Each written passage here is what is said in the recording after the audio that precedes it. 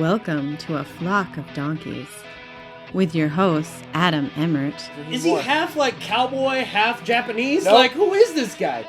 And Gerrad Tim. Could you imagine John Elway riding Thunder? I love Thunder. Hello, everybody. Welcome to a Flock of Donkeys, your Seahawks and Broncos podcast with a decidedly West Coast bias. I am your co-host, Adam Emmert. The best bias. The best bias.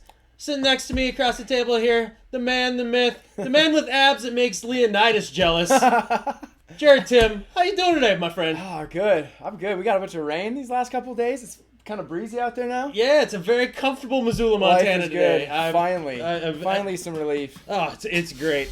Well, today, folks, we're going to talk about a few different things. I just want to start out with a couple quick notes here. One of them is that we are now on Twitter, so you can find us on there. I'm not really sure how to fucking use it yet. I'm not sure I was going to use it either. I'm not the one doing it just because I am a complete tech-tard, man. So yeah, and I'm That's not far behind, so it's it could be interesting. But so you can find us on Twitter at a Flock of Donkies. Because where else would we be? Yeah, exactly. We met a gentleman there, or I did, on Twitter since I've been doing it. Jacob Dearlove, a fan of the show. He's actually an excellent writer. He writes a lot of great articles. He just put one up about previewing week 1 and 2. You can find him on Twitter at SportsRantsNFL. What was the dude's name again? Jacob Dearlove. You go. He's a Canucker. He's out of Canada. All right. Yeah, love Nice. those. I love Canuckers. So Good for you. it's good stuff. Anyways, so Jacob Dearlove, thank you for I writing love into the northern show. people, you know? Yeah, he's good stuff. I just also want to give one other quick shout out to one of the commenters on the Mile High Report. A great fan. I don't know his real name. He just goes by 10 Fiver. But you're good shit, dude. What else you really need to go by? That says a lot. I'm just saying, you got in there and traded blows with some people that get their panties in a twist over the title. Thanks for that. We appreciate it. Not that we can't fight our own battles, but, you know.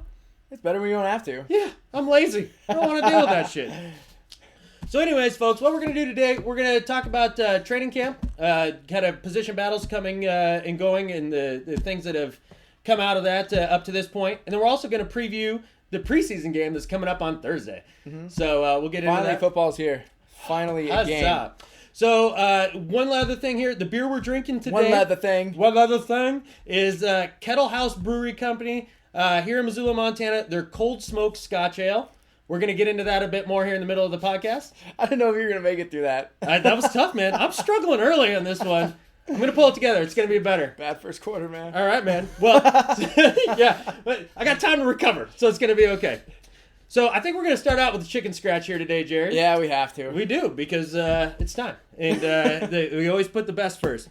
So a couple things I wanted to cover. That's not even how it goes. Best for last. Save the best for last. I changed phrases to make them fit whatever the fuck I want, Gerrad. It's my world. Everybody else is just living in it. Just wanted to touch on the Percy Harvin injury because when we talked to you guys last time, he still used a walker. Whether he was going to have surgery or not. He did have the surgery. It apparently went well, blah, blah, blah. They all do. My one thought on the Harvin injury as I've kind of digested this is I think it'll probably hurt us most in the kick return game rather than as, an offensive weapon because we let Leon Washington go. And you see that as a pretty big deal, huh?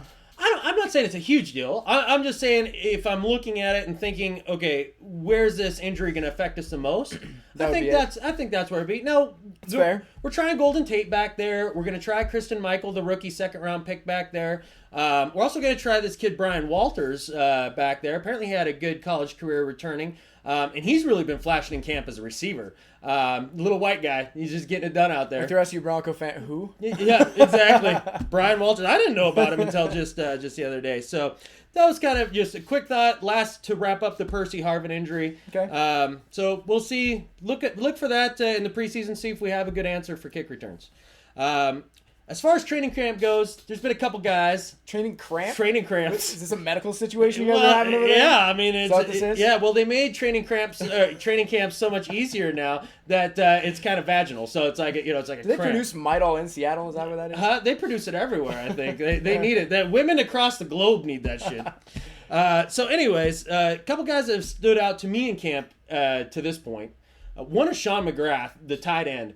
We talked a little bit on the last pod about... Yeah, you guys are needing that position right now. What we're going to need to do... I've seen Sean McGrath make a bunch of circus catches, on the live stream that you can watch. But how does he do on a football field? Well, that's what we get to find out here on Thursday. Yeah, so, but he's looked really, really good.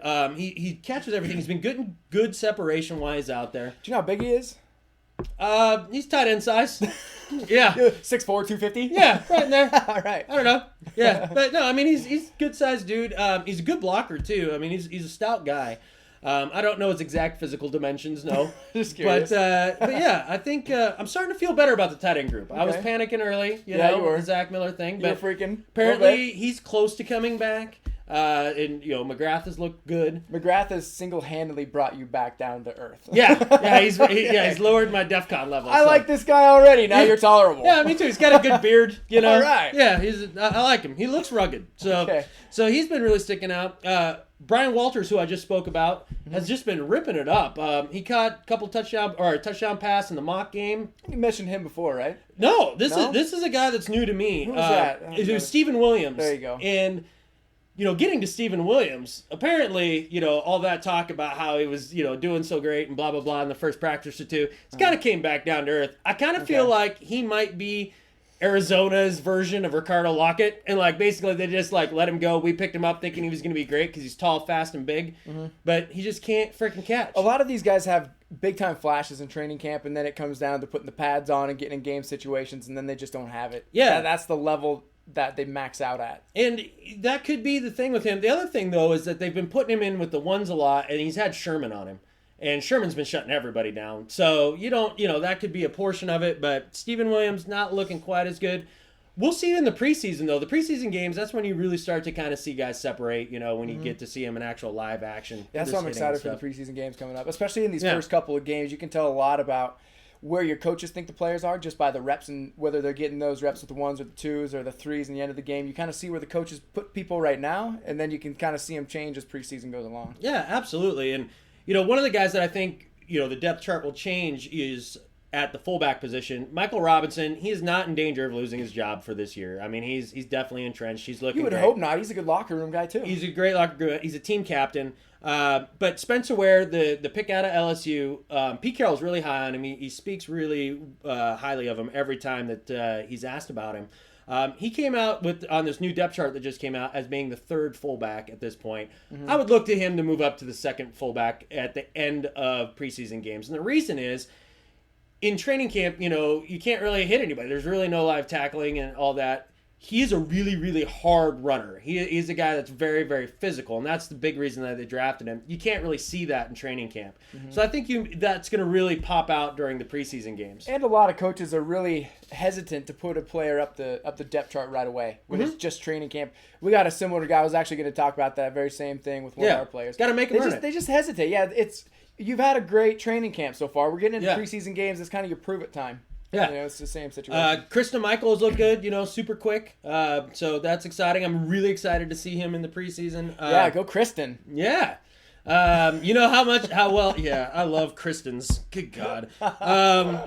Anyways, you know, I'm looking forward to seeing him. From another mother. Turbin's been injured still. Hasn't returned yet to practice. Big Guns Terminator? Yeah, Turbo down with a foot injury. They keep saying he's close to coming back. I hope that's true. Maybe they're just resting him. I don't know. He's got some camp foot? Yeah, he might have a little camp foot. I don't know. No lingering action? They won't say what it is. So, I mean, we honestly have no clue. But I like Turbin a lot. I think he's going to be our second string back when it's all said and done. He's got good hands coming out of the backfield. Great hands, and he's got good speed, good vision. I'm really high on Turbo. So I'm hoping that that clears itself up here sooner rather than later. Something that happened today in training camp that was disconcerting is Carpenter limped off the field today. And it's been happening a lot to everybody lately, though. Every single year it happens with him, you know, and you keep thinking, well, he's going to be back, he's going to be healthy. Maybe it was just a tweak, maybe it was something small, maybe it was something minor. I don't know. I mean, they haven't said anything, but that's concerning. I mean, we do have Paul McQuiston that has been starting with the ones anyways at this point that we had projected at guard, but I was hoping to see, or left guard, but I was hoping to see Carpin there, you know. So that was kind of a bummer. So that was kind of, you know, my observations from training camp to this point. You know, from 250 odd some miles away, watching the live stream, From like distance. Everybody else, for all the reports and everything. Yeah, player interviews, coaches. Exactly. So it's kind of how that's all looking. But I want to get a little bit into the preseason game. Okay. Seattle Seahawks versus the San Diego Chargers. One of your favorite teams out there. I hate the fucking Chargers, man. I fucking hate them. So it'll be an interesting game. No, it won't. No, just to see, just to watch position groups. I'm just fucking with you. From a matchup standpoint, that would just never be a good game. Oh no, I mean, well, you never know what. The final score of a preseason game could be completely lopsided, and it's not indicative of the two squads. It's just what they're trying out. Maybe they're trying out different facets of the offense, or different players, different positions, or whatever. You just want to see if players can actually follow through with a play against an opposing defense that you don't know is coming. Right. Like, let's polish off a couple of plays that we thought we knew that we could run, some base package plays, and let's see what happens in game one. Yeah. So a couple things that I'm looking for in this game is, number one, the tight end group. Mm-hmm. I want to see if Cooper Helfet, how he plays. Obviously, I want to see how Sean McGrath plays, like I mentioned earlier. I think he could be big. And then also the rookie Luke Wilson. He actually has been making plays in camp. He's fast and tall and, good hands. So how tall is he? I'm going to have to start writing this shit down, man. I don't know. I know the 40 in, man. Yeah, he ran it in fast. That's what he ran it in. Tight end speed? Yeah, exactly. So I'm looking forward to see if that speed does translate, against pro-level competition, and to see how he looks when he gets knocked around a little bit, because he is slider, So if he's on the line and he's just getting, blocking is one of the biggest part about being a tight end right now. Yeah, and especially with a running back. They say blocking is, for a running back, it's like 60-40. Blocking is 60% of being a good running back. With a tight end, that even goes higher. So. Sure, especially, you're picking up, blitzes and things like that as a back. But, as a tight end in an offense like ours, where we ran the ball 55% of the time last year, it's important that guy can run block well, I mean, not that Anthony McCoy was the best run blocker, but, if, God forbid, Zach Miller doesn't make it back for this year, at any given point. Yeah, that's a tough one. I keep expecting him to come back on the field here anytime, but,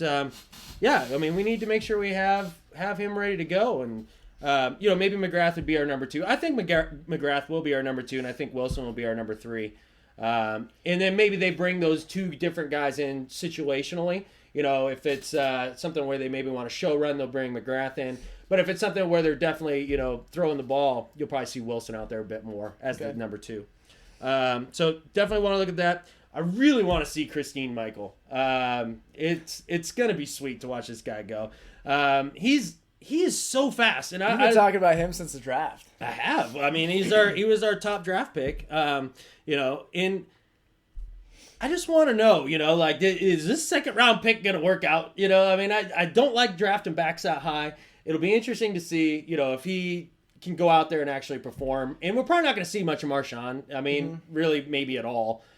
So I think we'll see a heavy dose of Kristen Michael, and just to kind of see especially with Turpin being hurt too. Yeah, definitely. So that should be fun to watch, and then also to see how Spencer Ware does translate, with actual live action, because I think actual live action instead of none of the fake stuff. Exactly. Imitation action. Imitation action is never good, man. I always want the real deal action. So that'll be fun to watch. I'm looking at the offensive guard positions. We have the competition in both spots, whether it's Sweezy and Moffitt or McQuiston and Carpenter. I mean, I guess Carpenter can play. Is that like the Mafia side of the line, Sweezy and Moffitt? Oh, yeah, because Giacomini's next to him, man. They're straight burying bodies in the desert, dude. Like Russia versus Italy out there? You don't know, man. The big Russian. Yeah. Jeez. They're that's kind of the dirty side of the line. That's a foreign line. It's a foreign line. Although, you don't go over there unless you have to. No, at all, man. So that'll be interesting to see. Sweezy apparently still struggling a bit in pass protection, but is a superior run blocker. Moffitt, is kind of middle of the road in both areas. I kind of like Moffitt's consistency. I thought the offense played better with Moffitt in there last year. Well, that's what you want in your offensive line. You don't want flashes of ups and downs. You have to have consistency to keep a drive going. And, Sweezy's the seventh round pick that was the D lineman that we converted to the offensive lineman. And I would imagine his growth, from last year to this year should be pretty steep, you would think, going into your second year. You would hope. You always hope. But the best part is that we don't have our hopes pinned on it either. I mean, we've got guys that can play. And then between McQuiston and Carp, I mean, if Carpenter can just freaking stay healthy, we'd be just maulers on the left side of the line with Okun, Carpenter, and then Unger at center. Man, that's reminiscent of the old Hutchinson days and in Walter Jones, man. Like that left side of the line, I would love to see that again. And so hopefully Carp, I want to see him in that game. I hope it's not bad. We'll kind of go from there. Injuries are riddling everybody right now, though. Dude, Holy injuries crap. are Across the tough NFL. Tough out there. I mean, Packers lose Brian Bulaga today. Yep. I think that's a big blow to them. That's a blindside guy, too. Yep. After they had shifted their entire line in the offseason. Yeah. And they've fucking lose their They've left seemed to tackle. struggle with offensive line for the last 2-3 years, And just defense. keeping guys. Yeah, exactly. So, yeah, everybody's kind of getting hit with injuries. I mean, I'm not even hitting the full injury list. I mean, there was a bunch of guys listed today. Yeah, we can't really go over everything. That would just take too long. It would take too long. And on And top there's a of lot that, of nicks and knacks where players will be out maybe a practice or two or a half a practice in their back. So Exactly. I also think that we'll see a little bit of Sidney Rice. He was back in practice today, running routes, looked good. Says that he won't know the full effects of his little witch doctor treatment that he got in Switzerland, for a couple weeks because it takes a little while for the Regenokine. for the serum, Yeah, for the To special mix in. serum to mix in, and but that is very good news to just see that he was back out there. and running he'll be around. back week 1. He'll be ready to go. Oh yeah, he's not. He'll probably play a bit in the preseason even still. So that made me feel a little better. The last thing I really am curious about in this preseason game is their defensive tackles. Jesse Williams, he had tweaked the knee last time we had talked and had to leave practice and had missed a practice the next one. He's been back the last couple days, and in the mock game that they held just the other day, looked really strong. He had his best day of camp, was looking great. So I'll be interested to see him. Pete Carroll talked a lot about Jordan Hill in the press conference the other day. The guy that I've been touting for a while here. Not the basketball player. No, not the basketball player. He says he just has a way about him when he's pass rushing, and everybody's really remarked about his lateral speed and how he's able to get around guys. And I think he's going to be our nickel package 3 technique guy. Which is basically a base package anymore in the NFL now anyways. Yeah, we ran a lot of nickel last year. And then also the quarterbacks. I'm really interested to see the cornerbacks, whether it's going to be Jeremy Lane that comes through, or some people are saying Antoine Winfield might have a hard time making this team. I have a hard time believing that. I'd like to have Antoine Winfield in there as our nickel corner over, say, like a Jeremy Lane or Byron Maxwell or It something depends like that. on how these guys are progressing because you drafted those guys, right? Yeah, and then also Walter Thurman. He has stayed healthy all through camp. He's looked great. I want to see this guy. This guy is a starting caliber corner in this league when healthy. So we'll see. We'll see how that all kind Doesn't of that shakes suck out. when you have these players on your team and you're just like, but you just can't stay on the field? We've had if some Walter of those Thurman guys just- could stay healthy, I'm fully convinced he'd take Brandon Browner's spot back there in the cornerback rotation. I really do. I think he'd be our number 2 corner. Or he'd be your slot guy since Brandon Browner is huge and you want him on the outside just for matchup purposes. Yeah, but one thing that I felt a little under the weather this weekend. Rewatched a couple of Hawks games while I was lying here on the couch moaning to myself. And one thing that I did notice is sprained uterus. Yeah, and Brandon Browner got picked on a lot last year. Yeah, because you can't go to the other side. Well, yeah, I mean that's why. Every corner opposite of Champ Bailey for the last decade is just like, I hate playing football. Right. So, yeah, I get that. I get that. But welcome to it, buddy. he's an average cover corner, but he's a hell of a guy in run support. Yeah, he's a good run stopper. It's incredible how he can get his body so low to make those tackles. You would not know that he's that tall. No, and with his knock knees and the whole thing. So, yeah. Watch those quarterback battles. That'll be Bottles. So that'll be fun to watch. But those were kind of the main things I wanted to go over today. Didn't have a ton because we're going to have a lot after this preseason game to go over. Yeah, that's what we're really waiting for. A lot of depth chart stuff is handled then. Yeah. You get to see a lot of the guys that you've been wanting to see play in a live game. A lot of your draft picks are coming out. Yeah. Yeah, it really does. You talk a lot about injuries right now because they're just happening. They're creeping up on every single team this year. Yeah. But yeah, a lot more after the next preseason game, which is Thursday. Oh, for sure. And so, folks, if you have any thoughts after the preseason game, we'd love to hear them. So shoot us an email at afodpodcast.com, at gmail.com. Sorry, you got to get the full thing in there. So afodpodcast@gmail.com. Find us on Facebook. Have a couple people still messaging us there. Today, I thought you were going to get better. You kind of picked it up, but you plateaued. I plateaued. Right back down the mountain. Yeah, I'm Stephen Williams right now. So, anyways, folks, hit us up. Let us know what you think. But I think at this point, we're going to take a quick break. We'll be right back with the beer review.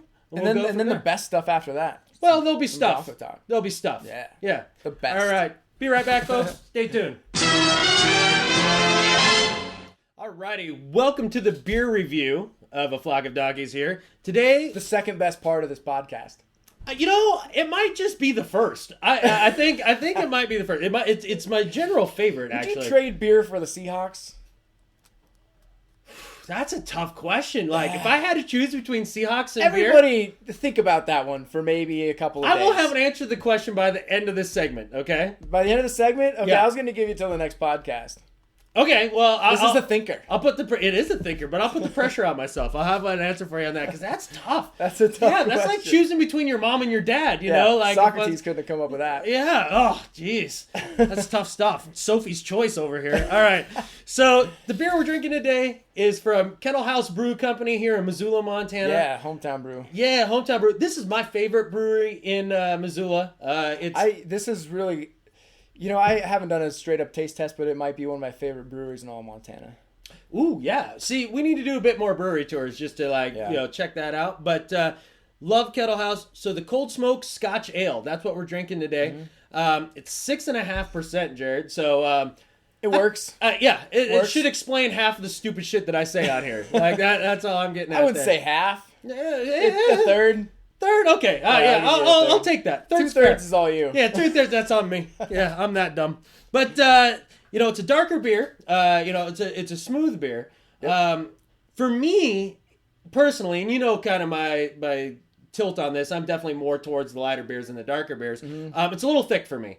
I like a thick syrup pouring out of the bottle. Yeah, like a porter or an oatmeal stout. It's definitely a winter beer, in my opinion. But it's a little too thick for me. But I know it's one that you love. I do love the Coldsmoke, and I can drink it in the fall, in the wintertime, but towards the springtime it gets to be a little much. Yeah. But I will tell you one thing about this is I love Scotch ales, oatmeal stouts, porters. I like dark beers, and Scotch ales are one of my favorites. And after you drink the Coldsmoke, you're going to compare every other Scotch ale to it, and none really measure up. There's a lot that come really, really close. There's a lot of good Scotch ales out there.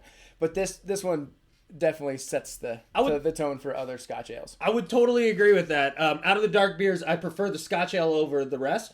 And as far as the Scotch ales go, it's great. It's the best one I've ever had.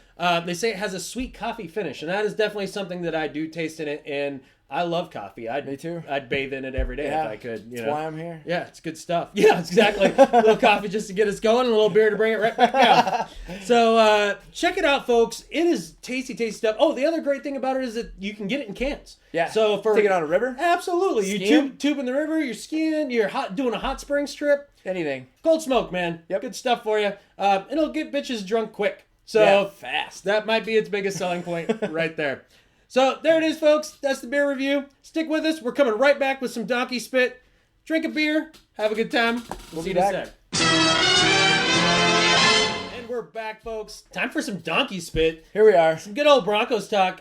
I actually wanted to hear a little bit more about what's going on with the Broncos this week, Gerrad, because this is an interesting time here to see kind of where your team's starting to shape up going into that first preseason game. It's interesting to see how they're shaping up, kind of how younger players are forming. I like to watch guys that we've drafted in the last couple of years to see kind of how they're progressing. Yeah, especially like year 2, year 3. Yeah, we have a lot of guys on defense that are actually doing that very thing. Really? Yeah. So who's caught your eye the most out of those? Well, I think the guy who's caught everybody's eye, and if you've been paying any sort of attention to Bronco football whatsoever, a household name in Broncoville is now Duke Iheanacho. The dude is insane right now. The Duke. He's where the fuck is the Duke Iheanacho from? He was undrafted. I'm spacing where he was undrafted from, but he was undrafted last year. Spent a lot of time, 10 games on our practice squad, and now this year he's taking reps with Raheem Moore. Is he half like cowboy, half Japanese? Nope. Like who is this guy? One race, just black. Where is he from? I don't know. Like, what college? Like, I can't remember. I just said I was drawn. How tall is he, Jared? He is 6'1", 207 pounds. Oh, okay. Yeah. Well, all right. So he's a decent guy, but he's hitting hard. He's blowing up the run game. He's a safety. He's right. He's playing right next to Raheem Moore right now. He's taking ones. Quentin Jammer might be on the outside looking in at this point. So you think it could be Duke and Moore back as your safeties? Yeah, because for the past week or so, Duke Iheanacho has been taking all the one. So he's your strong safety then? Mike Adams is still listed on our depth chart as our number 1 strong safety. Right, but he plays strong safety? Yeah, he plays strong safety. Okay. He's listed at number 2, and Quentin Carter's still at number 3, but he's coming along. Yeah. You know? Yeah. And, Quentin Jammer is actually behind Raheem Moore, David Bruton at free safety. Oh, they have so Bruton. He's at number 3. Yeah, we signed Bruton to a 5-year deal in this offseason. Oh, wow. So they think pretty highly highly we have promise of him. but mainly he's a special team just shark, man. He kills people on special teams. I see. Yeah. You know, Broncos fans, if you guys remember Keith Burns, yeah. You know, he was a linebacker that was awesome on special teams. Wesley Woodyard was for a long time, and he's kind of that guy for us right now is David Bruton. Yeah. Number 30. Yeah. Where's TD's old number? But, yeah, Duke Iheanacho is the guy that, you know, Jack Del Rio can't keep him off the field, but he's got him second at strong safety. So it's another one of those things where you're going to have to prove it throughout these preseason games. Like we talked about before with the Seahawks, you know, it's training camp is one thing, but when you get the pads on in real action, that's when you got to prove it. Guys fighting for jobs, you know? Like, yeah, absolutely. And so Mike Adams is kind of, you know, he's all but coughed up his job right now. And it's not because he's played poorly. It's just because they can't keep this dude off the field. Wow. Yeah. And that's a fantastic name too. You want the Duke. Oh, yeah. You want the Duke roaming your defensive backfield, man. As your strong safety. Yeah. Bet. And Raheem Moore's just playing lights out this offseason too. So nice. Yeah, our secondary's been looking pretty good. And, you know, we lost Dominic Rodgers-Cromartie, but when everybody was talking about the injury, nobody fretted one bit about it. And he is listed as our number 1 guy. We did bring him in to be our number 1 at right corner. And we have, of course, Chris Harrison, slot position. Right. And then we have Chan Bailey on the other side. So you're pretty well loaded up at cornerback. Yeah, because we still have Omar Bolden, who we drafted last year. Yeah, how's he been looking in camp? That's somebody that I meant to ask you about. He's not been a guy who's really stuck out more than the ones. And so I would say between him and Kayvon Webster, who we drafted this year, they've kind of been neck and neck as far as the preseason What round goes. did you draft Webster in? I think Was it a later round or like an earlier round? it was a later round. Yeah, so like a 5th or a 6th or I think something it was along 6th those round. lines. Okay. So we got him. All right, so you don't have a ton invested in him, so... No, not a lot, but between... we did bring him in to try and compete, but we still got Tony Carter, who's been playing well. So our secondary is looking really good.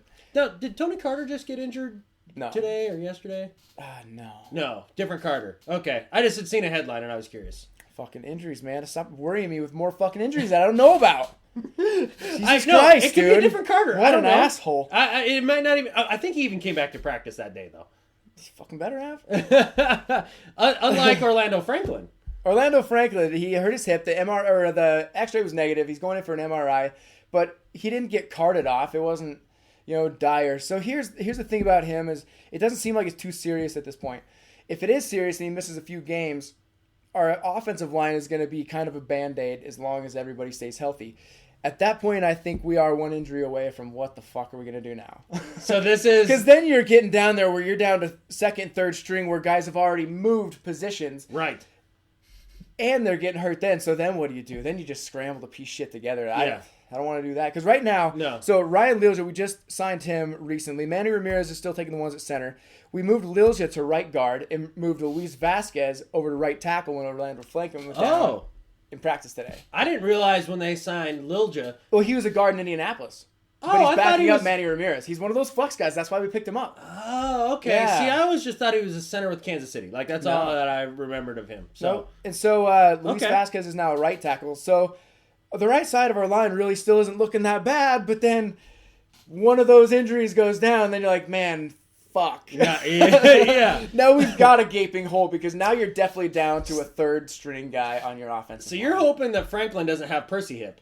Yeah, I don't want him to have any problems with this because that's big time. Our line is still patched and good enough as it stands right now with Orlando Franklin out, even though you are a lesser line because Orlando Franklin brings a lot to the run game too. You bet. And he's picked it up a lot in pass protection as well. One thing that I would say about a hip injury to an offensive lineman in comparison to, say, like the Percy hip injury is... Pathe. Percy being a speed receiver Yeah, that totally threw me off, man. Like I can't even. The name. I hate that name. Okay, Percy. Anyways, with Percy Harvin, he's a skill position guy. He's running down the field. His speed is his game. So a hip injury to that is a big time problem. I would imagine, and they say that people can play through that, but being a speed guy and a track guy, he wanted to be 100%, so he got surgery. I would think with an Orlando Franklin, where you're an offensive lineman and you can play through it, and your game isn't predicated on being able to be a speedster, you're probably going to be okay there. I would like to agree with that. Yeah. The only thing is these guys are carrying around 300 pounds, and they're the whole identity of their game is staying lower than the other guy, and it's always in your hips. And that's where you flex. Yeah. Yeah. So don't bother me with your facts, logic, and reason, Gerrad. I may disagree with you a little bit there, but I mean, it would sound nice. I would hope that it wouldn't be too big of a deal for him. But when you're squatted the entire time you're playing and having to move laterally quickly for as far as your run schemes go, it can be tough. Yeah. Yeah. Okay. All right. Fine. Just blow my theory up again. That's 2 weeks in a row. You're just blowing my shit up. Well, you're having good points. I may not be them. But what somebody else out there, if I happen to know the answer, let's bring it to the surface. Okay, that's good. All right, yeah. Your sports physiology degree, or whatever that was, all right, helped you out quite a bit. Okay. So then the next thing is Dresden just had orthoscopic surgery. Oh. They don't know how long he's going to be out. When did he get? When was his knee hurt? I just found this out today. Okay, because that seems. I found it out yesterday. I think I found it out yesterday. Yeah. So he didn't go to Switzerland to get that taken care of, did he? No, I hope he does, though. So now we're down to Julius Thomas and Virgil Green.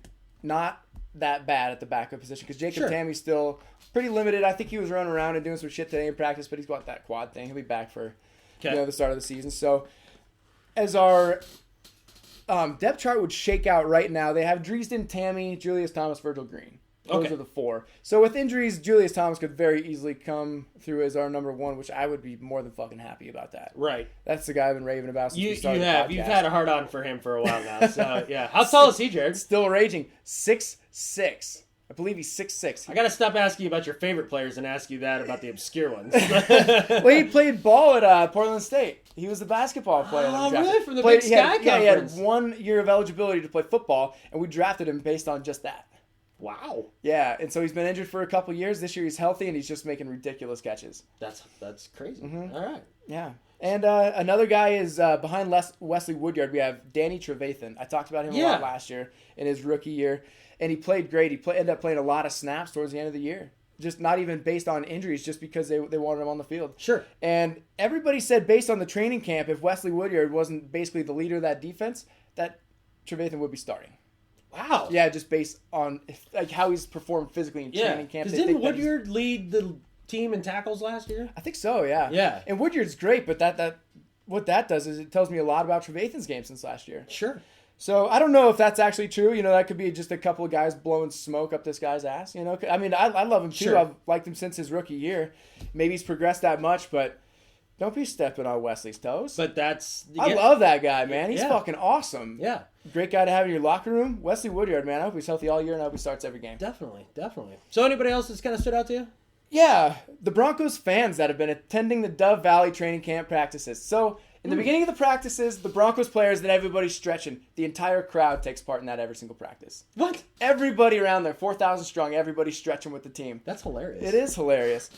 And so do they also participate with diving on the field if it's wet for a mock game? That's a security issue nowadays. Liability the Broncos problem. players were sliding around on the football field, and that's pretty fun to see. We had a really rainy Peyton Manning doing severe belly slides. thunderstorm. Yeah. He says he got 5 yards, dude. Three and a half. Yeah, he knows better. Come on, you know what 5 yards is, Peyton. There was this 5. I don't know if any of you guys have heard. I think you've seen this, but when he threw that ball across his body last year, one of the funniest things I've ever heard to Stokely, he goes, "That's one of those cardinal sins. One of those things you never do. Throw across the field. It's dangerous."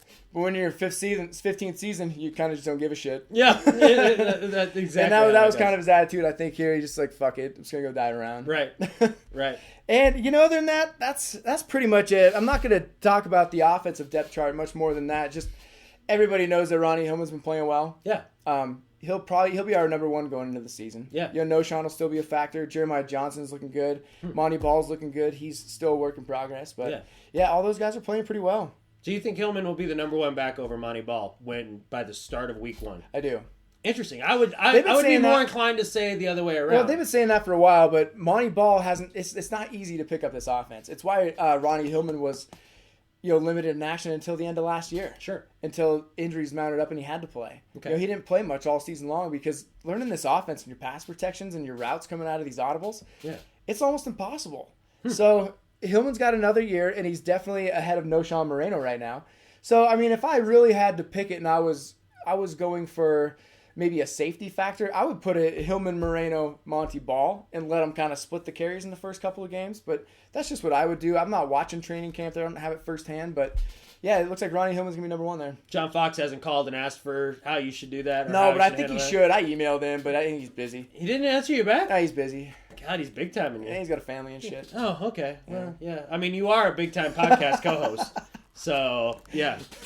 But, so that kind of leads us to the preseason game, correct? Yes, it does. All right. Versus the 49ers. Versus the 49ers. So, will you just hurt somebody, please? Like, will you just hurt somebody? Apparently, because Patrick Willis just had hand surgery today. Yeah, we could try and hurt somebody, but Yeah. I don't think they have anybody left to hurt. Well, you could hurt Colin Kaepernick. Nah. Don't Please? you want to see him play? Nah. You want to face him. He's their best option at quarterback. You want to play another team's best just to make it. I want to see him crumple. I just hate that guy. I just hate him. Well, that's fine. Let it be in the last week of the season. That would be fun, too. Yeah, Yeah. okay. I like the NFL competitive. Yeah. I want Kaepernick in there. I want to see him fail, but I want him in there.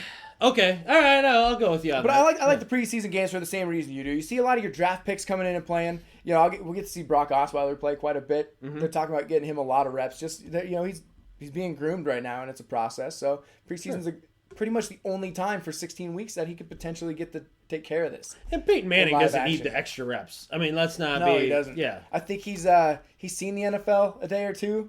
Yeah. So I think the Been less around reps, that block. he'd be fine. Yeah. So yeah, you'll get to see a lot of these young players, how they're progressing, how your offense is clicking with the starters. Sure. I'm ready. Yeah. Thursday. Just ready. Thursday. So any position groups, anything that you're looking at, like particularly in the game, anything that you're going to kind of focus on? Or are you just kind of looking at it just in general just to see if somebody pops?